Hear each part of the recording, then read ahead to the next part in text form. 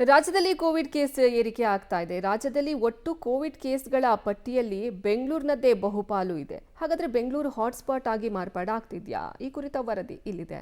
ರಾಜ್ಯದ ಒಟ್ಟು ಕೋವಿಡ್ ಕೇಸ್ಗಳಲ್ಲಿ ಬೆಂಗಳೂರದ್ದೇ ಅಗ್ರಪಾಲು. ಬೆಂಗಳೂರು ನಗರ ಬಿಬಿಎಂಪಿ ವ್ಯಾಪ್ತಿಯಲ್ಲಿ ಸೋಂಕು ಹೆಚ್ಚಳ. ಕೋವಿಡ್ ಹಾಟ್ಸ್ಪಾಟ್ ಆಗಿ ಬದಲಾಯಿತಾ ಬೆಂಗಳೂರು. ರಾಜ್ಯ ಸೇರಿದಂತೆ ದೇಶದಲ್ಲಿ ಕೋವಿಡ್ ಕೇಸ್ ಹೆಚ್ಚಾಗ್ತಿವೆ. ಕರ್ನಾಟಕದಲ್ಲೂ ಕೂಡ ಕೇಸ್ ನಿಧಾನವಾಗಿ ಏರಿಕೆ ಕಾಣ್ತಿದೆ.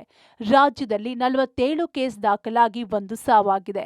47 ಕೇಸ್ಗಳಲ್ಲಿ 37 ಕೇಸ್ ಬೆಂಗಳೂರಿನದ್ದೇ ಆಗಿದೆ. ಹೀಗಾಗಿ ಬೆಂಗಳೂರು ಕೋವಿಡ್ ಹಾಟ್ಸ್ಪಾಟ್ ಆಗ್ತಿದೆ.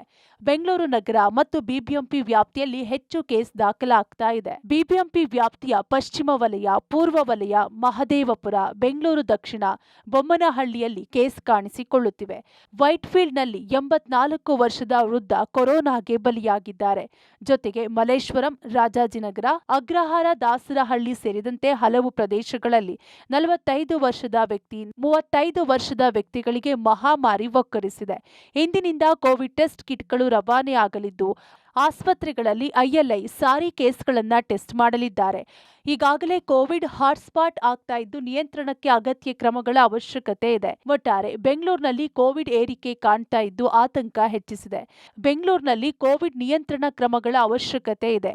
ಕೋವಿಡ್ ಟೆಸ್ಟ್ ಹೆಚ್ಚಳ ಮಾಡಿದ್ರೆ ಕೇಸ್ ಸ್ಫೋಟ ಆಗುವ ಆತಂಕ ಇದ್ದು ನಿಯಂತ್ರಣ ಕ್ರಮ ಜಾರಿಯಾಗುತ್ತಾ ಕಾದು ನೋಡಬೇಕಿದೆ. Lokesh Kodagadala, public TV, Bengaluru.